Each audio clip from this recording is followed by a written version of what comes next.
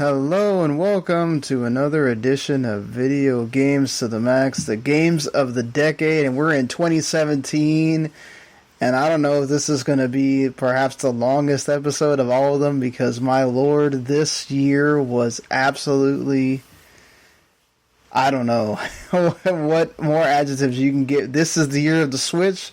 The year the Switch showed you how to do a year one of release with so many ridiculously great games, and then if you don't include the Switch, there's so many other games that came out on PlayStation, PC, and others that were just like, Lord, how do you pick a game of the year? And we're gonna have to do that again to go through this. So thankfully, I'm not here on myself to do these honors. We got a full cast here for this, so I'm your host, Sean Garmer, here with me as usual, Mr. Marc Morrison.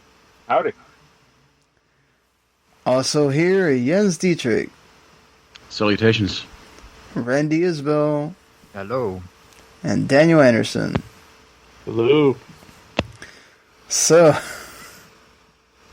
also the website was in full swing at this point, so we had a full written top 25 for that one.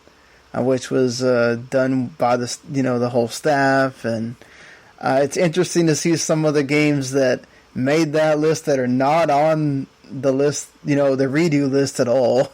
So it's kind of funny to look at that. We'll go through that when I do the counting down, but yeah, this I can already tell we're gonna have plenty to discuss trying to make this a top 10. This is like you're gonna have to cut down your kids or something here. I don't know. This is insane. So right now, Super Mario Odyssey is number 1, Persona 5 number 2, Legend of Zelda Breath of the Wild at number 3, Horizon Zero Dawn 4, Nier Automata 5, Cuphead 6, Yakuza 0 7, South Park Fractured Butthole 8, PUBG at 9, Divinity Original Sin 2 at 10, Resident Evil 7 at 11, Neo, Hollow Knight, and Xenoblade Chronicles 2 are tied for 12th, Uncharted Lost Legacy and Puyo Puyo Tetris tied for 15th, and just missing out, What Remains of Edith Finch, Sonic Mania, and Hellblade Senua's Sacrifice are tied for 17th. And if you go to what we thought on the website at the time, Assassin's Creed Origins is nowhere on the list we have now, and it was 9th back then. And of course, if I let Marc talk for 20 minutes, he'll tell you all about why he hates Assassin's Creed Origins. Yep. And Wolfenstein 2, the new Colossus, was on that list, and it's nowhere near any of this either. So that's unfathomable to me, considering the year. Yeah, considering the year, and it's funny because, you go back and I think a lot of us like the story, but you forget how broken the difficulty system was and some other things, too. Yeah, I couldn't finish that game. You had to put it on baby mode to finish it sometimes. I want to shout out to Gravity Rush 2 and Everything as games that I loved and cool. wish were on the list. Yeah. Yeah, I remember Marc loved Everything, so he reviewed it. I love Everything. And Night in the Woods was one of my favorite games that year, so I want to give it a shout out too. I think this run of podcasts has proven that Marc does not love everything. Just for Dark Souls. or bad games that you all seem to like for some unknown reason. Just Jens. No, you too. I have a type. What can I say? It's okay. Having a type is okay. So sometimes that can cripple you, But, so, alright. We gotta start, picking this apart. Go ahead. Cut South Park. We mentioned it off the air, but that's gone. Yeah, and we've discussed on previous episodes how it's good. It's not as good as its predecessor. I would say it's actually remarkably worse than its predecessor. Well, that's kind of the problem. That's arguable, but I don't think it's a top 10 game is the main thing. I would say that I did like the strategy like game element. Like I thought that was gonna make it worse, and it actually didn't hurt it that bad. Like I wound up liking it. So I enjoyed it too. And, I mean, I was one of the big defenders of it. I will say, I don't think it was necessarily as bad as people think it was. I think it's more, it just was not as good as Stick of Truth. And whereas Stick of Truth came out of nowhere, nobody expected it to be any good due to all the delays and everything associated with the problems of making it.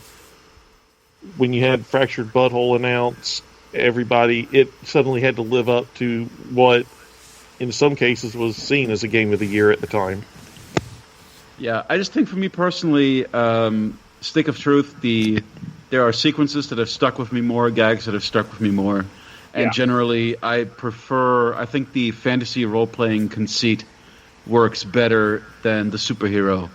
Yeah, because it's something that they are much. I mean, they already had an episode that made fun of World of Warcraft, and they it seemed like, Trey Parker, Matt Stone could nail the jokes, making fun of that a lot better than the superhero stuff, And at that time, also, I think we hadn't gotten. I think actually, if that game came out now and they were able to hit those jokes, it might work now because I think people are starting to feel that Marvel bloat and that Marvel exhaustion a bit, whereas in 2017 it was still it was on the upswing more.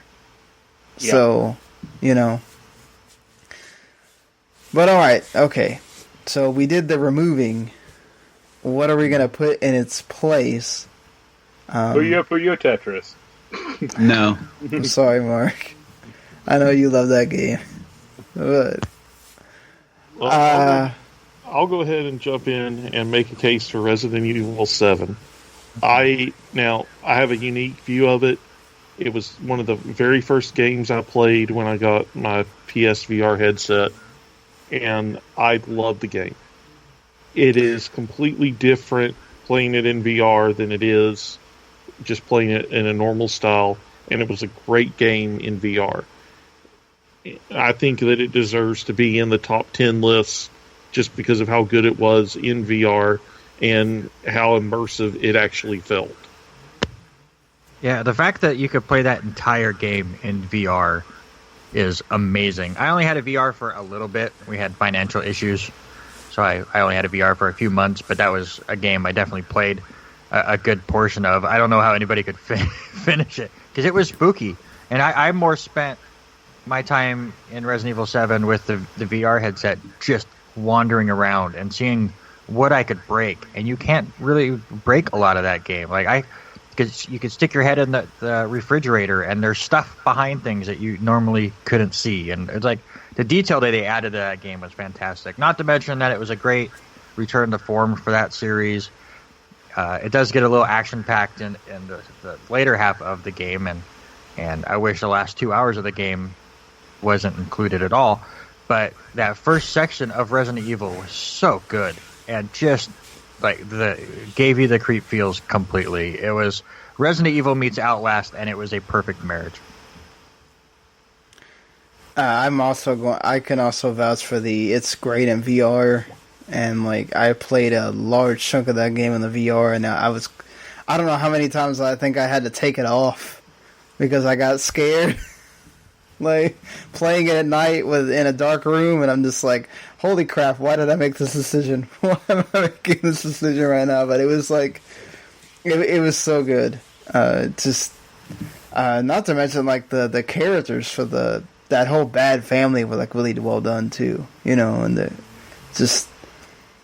like you said, Randy, that end of the game isn't great, but a large part of it is. Another fond memory I have of the game is that was the first game I made my wife play when she wanted to try on the VR headset. And I still had the video of her reaction during the game, and it's wonderful. So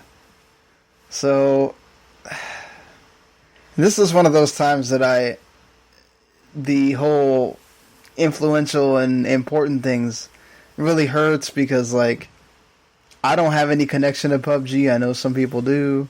It's obviously the first, like, battle royale. You know, without it, you wouldn't have Fortnite and Apex and everything that came after it. Does that mean we have to cut it off the list automatically now? No, I'm saying... to the culture? Yeah. Right? Culture. It did poison our culture, but it's a movement of the late 2010s, you know? It's well, whether also, at the time, I mean, if you're looking at the time when it came out, it was one of the most popular games, and, I mean, it was a good game for what it was at the time. I mean, I will give it this. Without PUBG, I would not have Tetris 99. Amen. It's true. And as somebody that's played over 100 hours in PUBG, and for anybody that knows me, 100 hours anymore is a ridiculously long amount of time. 2017 is so stacked that I could see it not making our top 10 here, but like Sean said, being a part of the influential thing and still making the top 100 for the decade. But, I mean, over PUBG, I would put Hollow Knight. I mean, that game's fantastic.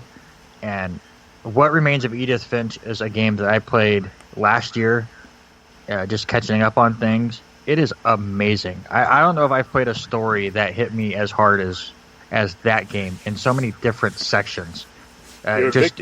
You're a big fan of these walking simulator games, aren't you? I've played a couple. What's wrong with these? Nothing wrong with them. You guys liked, but What Remains of Edith Finch is a walking simulator. You're going through this house and you're going through all these memories, and some of the stuff you go through is so unnerving and tough to watch, but you just can't stop like figuring out what happened to the rest of this family and why this house is now abandoned and why there's these extra things that are these additions that happen to the house and the stories behind all of them. It's so good. But again, it's 2017 and it's so tough to come up with just 10. Oh, I agree with you on that too.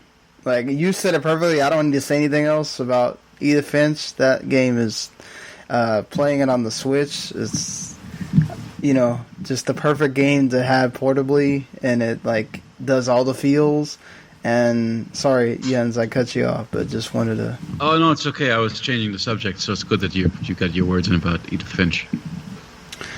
I just wanted to make a case for Neo being one of the best Souls-likes, and a beautiful evolution of that formula, basically bringing in the Ninja Gaiden type combat and bringing in an insane amount of depth and customization to it, plus a fantastic loot system, like really everything about like the amount of like there's so many play styles that you can go with that, and so many ways to build your character, and it all feels great. Like there's not really like, regardless of how I've played it, I've never really broken it. And the boss designs are amazing, the level designs are amazing, the art style is fantastic.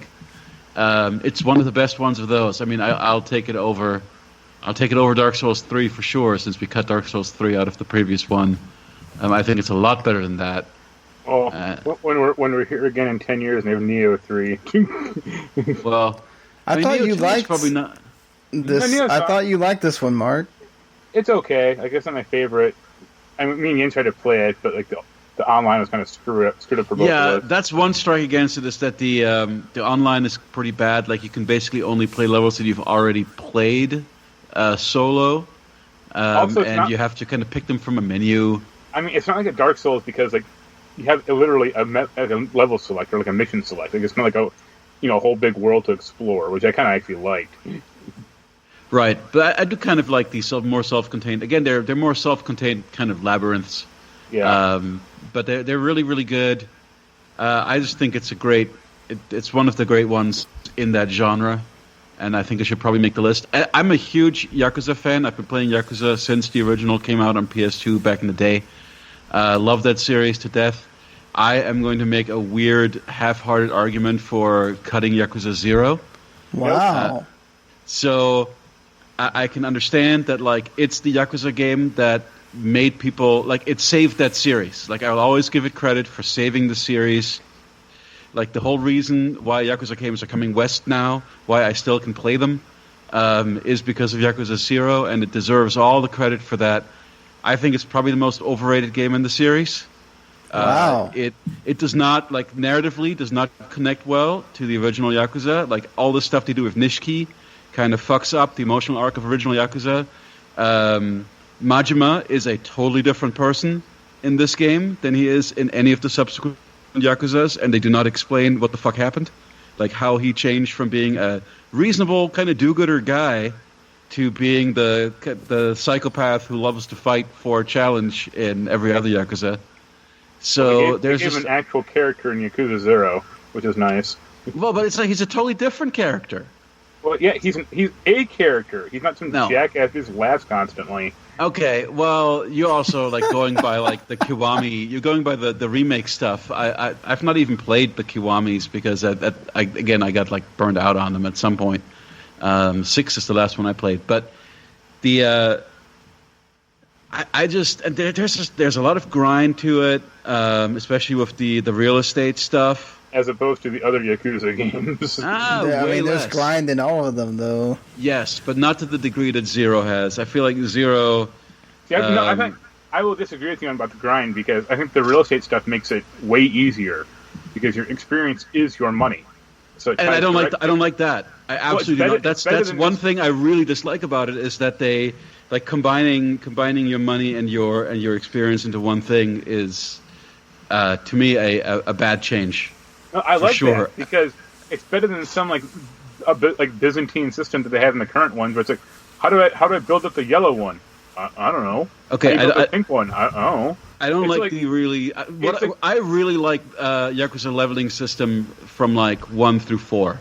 Like I thought that was the sweet spot, and then by the time we get to like 5 and 0, they're getting kind of. They're doing more like what is this, Final Fantasy 13? Well, plus you can take on this Mr. Shakedown guys in Yakuza 0 to get a whole bunch of money and experience. Sure, but even that becomes weirdly trivial. Oh yeah. Also, I mean, once you get an electric shotgun, those guys gonna want to hit. I just I don't know. I just don't like it nearly as much as the other ones. And everybody talks about it like it's the greatest Yakuza game. You're the one guy who played the original one, so everyone else who didn't, which is 99% of the population, likes it more than the other ones. Well, they just don't have the frame of reference, I guess. I don't know. You're like the guy it's fine. You won't enjoy film 8 because you haven't seen the 1 through 7 first. Well, yeah, but it's also like it's trying to be a prequel. I just don't think it's great at being a prequel. Like there are things about it that are cool, like the way that it establishes the empty lot as being basically the Millennium Tower in later games, which is a great little callback, and it does fill in some stuff really well. But then other things, it's just okay. These characters are completely, and Kiryu too. Like everybody's completely inconsistent with how they were defined in original Yakuza, and it doesn't work very well for me as a story. Well, it's Stan, so. Anyway, I'm just saying, like, if we're going to cut something, like, I feel like Neo or Xenoblade Chronicles 2 could both go on this list. I think we could cut PUBG and get both those games on there instead. Well, I will champion Xenoblade Chronicles 2 because it was my favorite game from that year. Aside from I wish they wouldn't have had the gacha system for how you get the I forgot what they call them. The Jens, help me.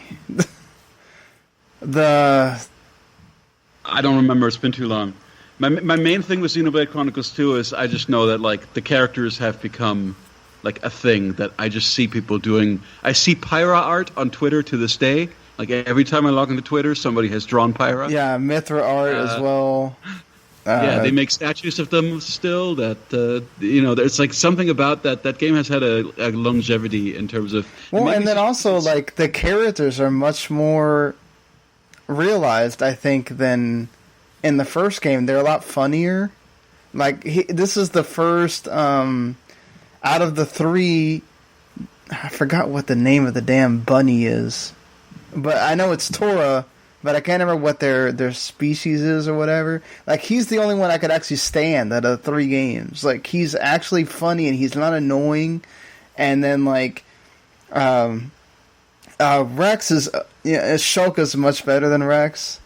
But, Rex kind of just falls into that, like, the anime trope guy. But that world is also just so alive, and, like, you can go anywhere and you run into monsters that are, like, level 80 and then also, like, level whatever your level is. And it's, like, and at any point, things just happen. And, yes, and the story is actually, I really enjoy the story as well.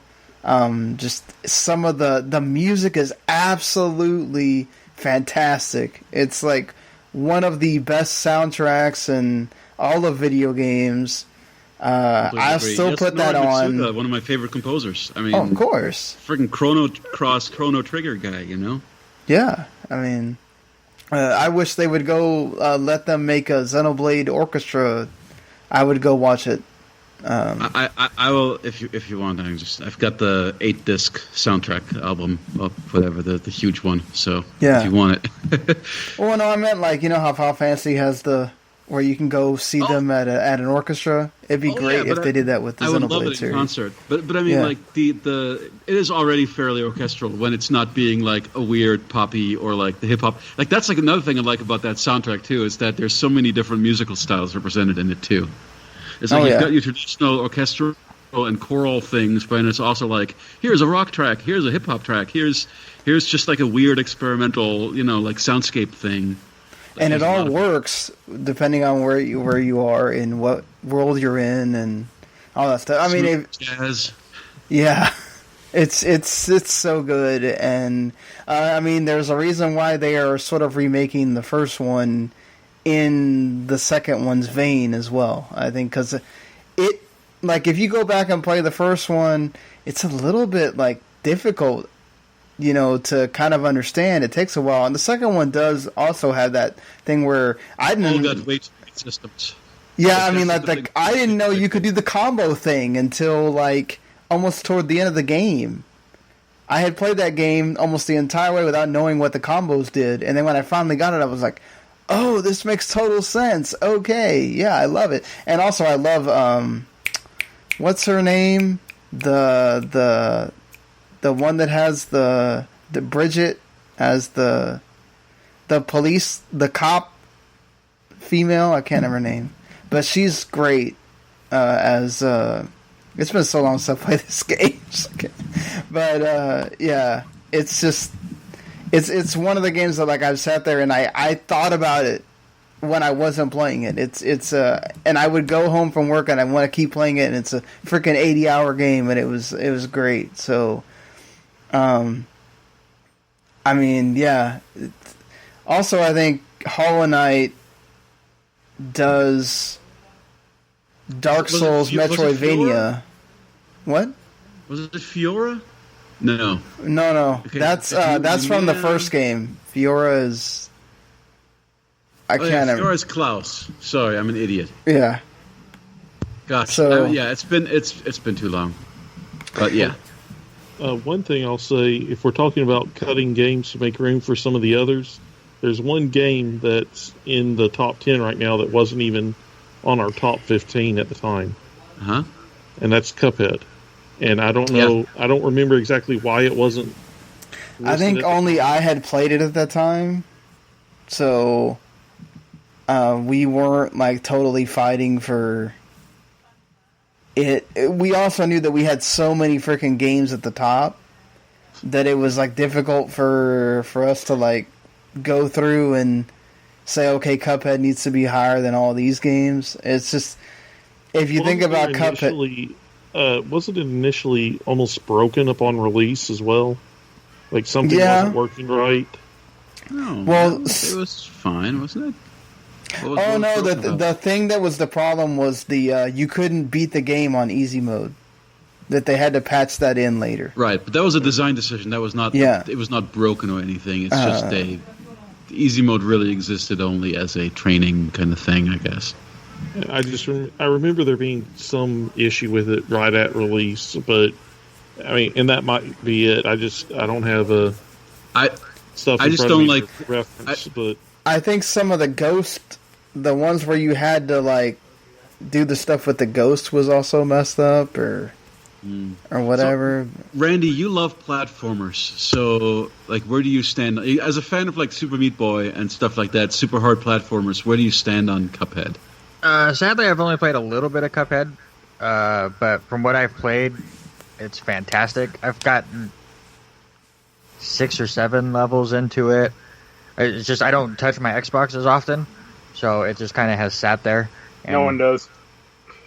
But the little bit I've played of it, I thought it was a fantastic game, and I've watched a lot of people play it, and it's such a smooth platformer too. I know that it's another one of those games, like you were saying with Super Meat Boy, where any mistake that you make, you know it's your fault. It's not from bad controls or something. I mean, obviously the animations are absolutely out of this world, and the soundtrack is fantastic too. Beautiful. It's the art style really is the main thing about that game for me. I personally, the thing that breaks it for me, that makes me not like it, is the randomization of the enemies, which I'm not good enough at that kind of game to deal with randomized enemies. I have to be able to memorize the patterons.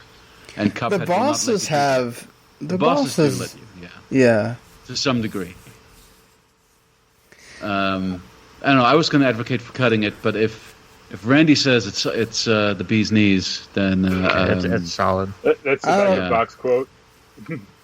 Well, it's appropriate for the era, or whatever the era it's turned. I will say, Hollow Knight also is one of those like indie games that I think a lot of people didn't even know it existed until it showed up on Switch a year later, like early in the 2017, and then it just became this explosion of, oh my god, Hollow Knight, and then I played it and I was like, okay, I totally get this. Like it's hard. It's almost like a Dark Souls of Metroidvania or whatever, but I mean, I love its world, I love the way it looks. It's just a really well-made game that, like, certainly it punishes you, but it rewards you as well when you finally get it, and it's just I really appreciated that for an indie game, for them to do that well.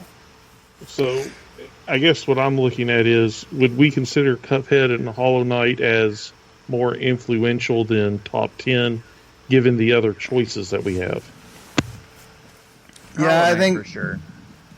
I think PUBG, we keep that on there, because not only was it obviously paved the way for the other battle royales, but it was a great game at the time that was, yes, it was an early access until about almost at the end when it hit the Xbox, but it was one of the most talked about, most important games of that year. You couldn't go throughout that year. I mean, I think you also had did the lawsuit happen at the end of that year, or was it 2018 with it in Fortnite? No, that was after, because Fortnite, the Battle Royale for Fortnite didn't show up until 2018, right? Yeah. It was after. So, I mean, I think if we're going to keep one influential game or whatever, PUBG stays on, but...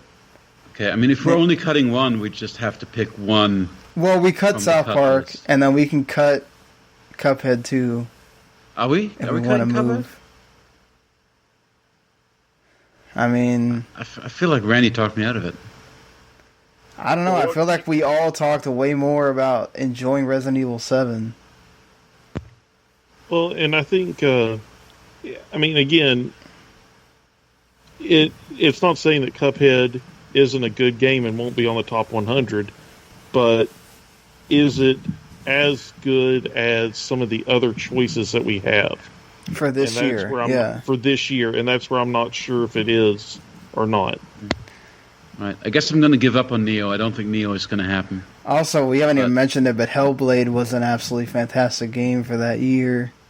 And, I mean, the atmosphere alone, you play that game with headphones, it absolutely can make you go out of your mind just with the voice is talking to you, just like if it's you're being her, and the setting for that game was just something else. Like I don't think you don't see that many games like that.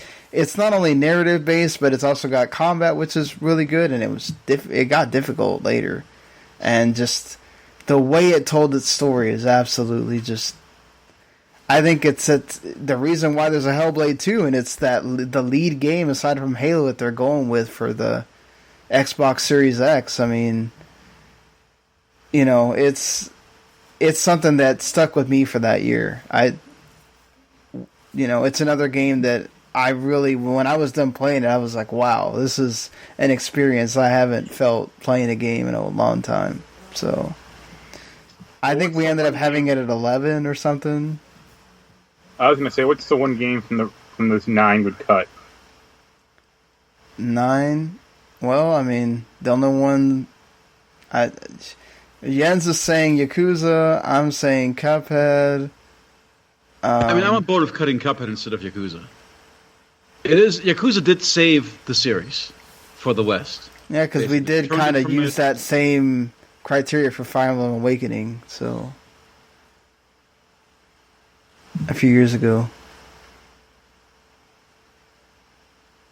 Yeah, it gets put. Ooh, I don't like PUBG that high. I'm just moving them up. Okay. Yeah, I guess put Xenoblade and what Resident Evil then. Yeah, sure. Yeah.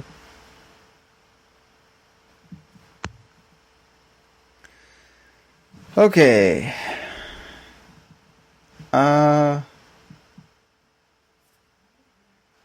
Well, for the 3 people that played it, that wasn't me. I remember Daniel and Mark absolutely loving Divinity, Original Sin 2, and Jens likes it as well.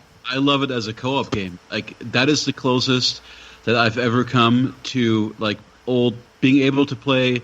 Like playing Divinity with my friend back in Germany is kind of like when we used to play pen and paper D&D together back in the day. Like that's the closest we've come. Like they've really done a great job of evolving the way the co-op decision making works. Because in Divinity 1 it's just like you play a little rock paper scissors game to decide, and then it just takes whoever wins, that's the one the game goes with.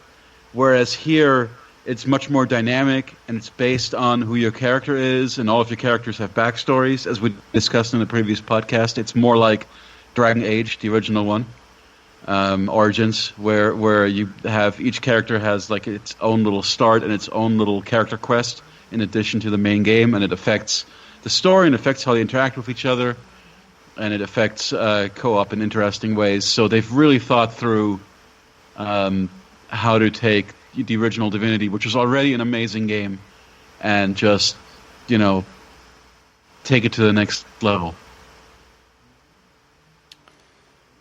Well, I mean, I feel like... that was well said, Jens. I feel like PUBG could go at the bottom of the list. It's there, but... Please. I think the rest of these games... They have more support. Have a lot more support than it. And... yeah, then we gotta figure out this top 5. So, Persona 5 to number 1, Nier Automata to number 2, and we're done. Yeah. I think Breath of the Wild should probably be number 1 still. Don't agree. No. Yeah. I love. It is great. It is a great game. The exploration was fantastic. The weapon durability is a big strike against it, obviously. Yeah, but once you get the Master Sword, that doesn't... No, it still breaks. Yeah. Under the power. I don't like all of the puzzle and dungeon design in this, but I love the general overworld exploration and a lot of the... it really feels rewarding once you start leveling up your climbing and stuff, being able to do more. I mean, it's almost like Death Stranding, where it hobbles you so much in the beginning that once you're actually able to do stuff, it feels really great. Also, yeah. Zelda's game is also fragile. But I just compared to Super Mario Odyssey, it's just such a complete joy. Such a brilliantly designed game with just so much variety and so many things to discover around every corner, and so many interesting, unique mechanics that you unlock by way of possessing people. Like they had to all those different controls, and each one of the worlds is just special. And it just makes you smile the whole time. It's so great. As much as I love Persona 5 as a story and as a Persona game, and because I love the characters, Persona 5 is probably closer to my heart a little bit than Super Mario Odyssey. But I think as a pure game, from pure game design standpoint, I think Super Mario Odyssey should be number one. No, well, I mean, I beat Persona 5 once, and then I played 3 more times to get all the stupid trophies. I beat Mario Odyssey for the first run, and I'm like, yeah, I'm okay. I don't need you didn't go back and try and get all of the... I saw some of them, but I was like, yeah. All right. There's no, big reward here, or there's no, I got, the cool, Mario 64 skin, and I was like, all right, I've accomplished my goal in this game. The reward is discovering all the neat little things that's in every nook and cranny of that game. Yeah. I agree. I felt the same way. After I beat it the first time, I never really went back and played it. Yeah. But with Zelda, I did. Wow, I don't know if I could go back to Breath of the Wild. That was a one and done for me. Just because there's so much... for all of the high highs of that game, there's also really low lows and a lot of downtime. It's kind of the same thing where, as much as, we put Death Stranding as our number one of 2019... But and I supported you on that, but I don't think I could go. I wouldn't replay that because so much of it is drudgery. I mean, it's good drudgery that makes the thing more memorable, makes it feel like a journey, right? But it's not necessarily something that you want to do again.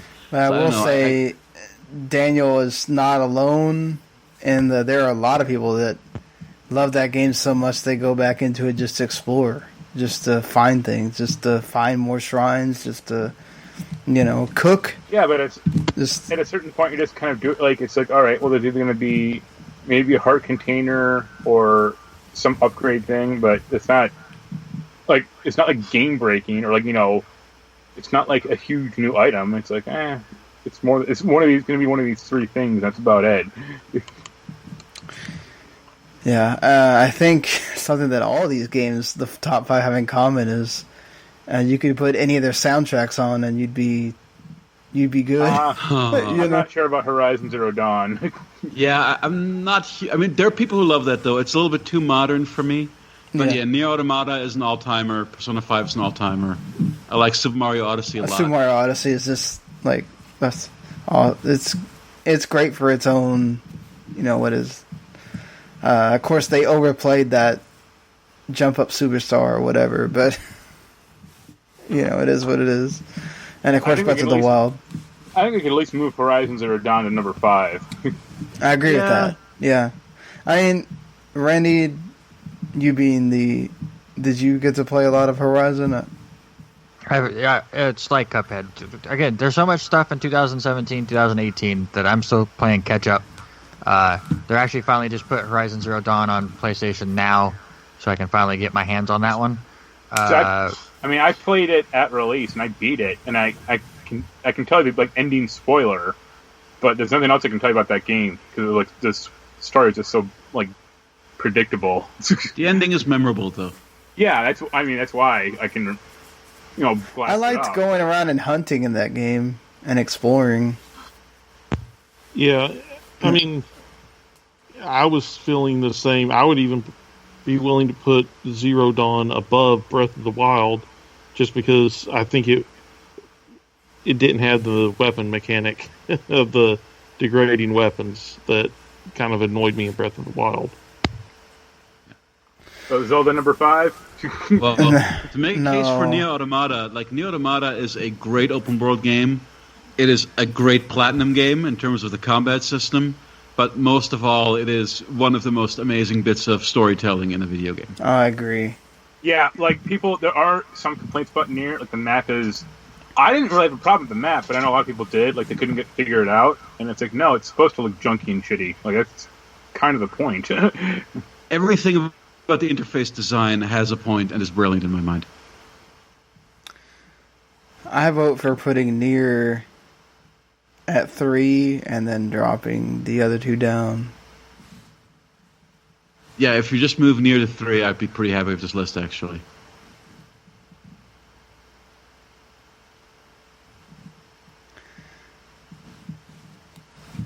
Alright, and I want to make a case for Xenoblade at least above Resident Evil 7. Oh wait, we're supposed to move PUBG down to 10. Yes.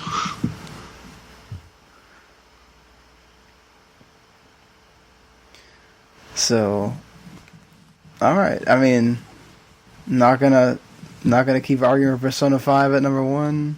I mean, I would, but you're all wrong and don't see the brilliance of that game except for maybe Jens. So, Well, hey, I didn't say it's not brilliant. It's just here's the thing of Persona 5. I still think Persona 4 is better. Persona 5 has a couple of dungeons that really pissed me off. Which ones? Specifically, the one where you have to open the space station, where you have to open the doors in a certain order, and the one where you have to shrink to mouse size to make it through certain areas. The last two dungeons. Those are both bad dungeons. So, like, I don't think it's by any means the best Persona game. I think it's maybe there are aspects of the story that are more interesting than any other Persona game, and specifically the political stuff and the cultural stuff is really interesting in that. And again, I love the cast, but I don't think it's not like, when Persona 4 came out, it was my game of the year, or Persona 4 Golden was my game of the year that came out. So it's not quite that. It's not quite as good to me. yeah. Okay.